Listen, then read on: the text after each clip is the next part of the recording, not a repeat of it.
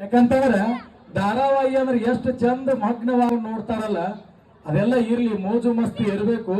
ಆದ್ರ ನಮ್ಮ ಆರೋಗ್ಯ ಕೆಟ್ಟಾಗ ಹೆಂಗ್ ನಾವು ಔಷಧ ತಗೋತೇವಲ್ಲ, ಔಷಧ ಕಹಿನ ಇರ್ಬೋದು, ಆದ್ರ ಔಷಧದಿಂದ ನಮಗೇನಾಗ್ತೈತಿ, ಆರೋಗ್ಯ ಸಿಗ್ತೈತಿ. ಹಂಗ ಗುರುಗಳ ಮಾತು ಸ್ವಲ್ಪ ಅದರಿಂದ ನಮಗ ಆರೋಗ್ಯ ಸರಿ ಆಕೈತಿ, ನಮ್ಮ ಜೀವನ ಸರಿ ಆಕೈತಿ ಅನ್ನೋದು ತಿಳ್ಕೊಂಡ ನಾವೇನ್ ಮಾಡ್ಬೇಕು, ಕಹಿ ಇದ್ರು ಹೆಂಗ ಔಷಧ ತಗೋತೇವಲ್ಲ ಹಂಗ ನಮಗ ಮನರಂಜನೆ ಅನ್ನೋದು ಇಲ್ಲದೇ ಇದ್ರು ಕೂಡ ಆ ಗುರುಗಳನ್ನ ಮಾತುಗಳನ್ನು ಕೇಳಿದ್ವಿ ಅಂದ್ರೆ ಮಾತ್ರ ನಮ್ಮ ಜೀವನ ಸಾರ್ಥಕ ಆಗ್ಲಿಕ್ಕೆ ಸಾಧ್ಯ ಐತಿ. ಹಾಗಾಗಿ ದಯಮಾಡಿ ತಮ್ಮಲ್ಲಿ ವಿನಂತಿಯನ್ನು ಮಾಡ್ಕೊಳ್ತೀವಿ. ಎಲ್ಲರೂ ಈಗಾಗಲೇ ಹೇಳಿದ್ರು, ಪರಮ ಪೂಜ್ಯರ ಮಾತಿನಿಂದ ನಮ್ಮ ಜೀವನ ಸಾರ್ಥಕ ಅಂತ. ನಾನು ಕೂಡ ಆ ಮಾತನ್ನ ಹೇಳ್ತೀನಿ.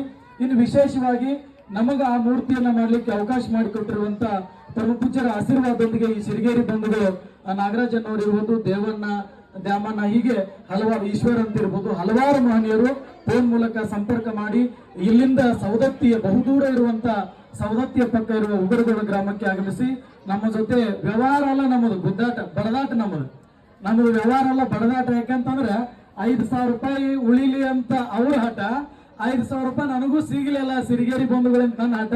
ಹಿಂಗ ಬಡದಾಡಿ ಒಟ್ಟಾರೆ ಇಬ್ರು ಜಯ ಗಳಿಸ್ಕೊಂಡ ಆ ಮೂರ್ತಿಯನ್ನ ಮಾಡುವಂತ ಸೌಭಾಗ್ಯ ನಮಗ್ ಸಿಕ್ತು. ಹಾಗಾಗಿ ವಿಶೇಷವಾಗಿ ಅವ್ರಿಗೂ ಕೂಡ ಧನ್ಯವಾದ ಹೇಳ್ತೀನಿ.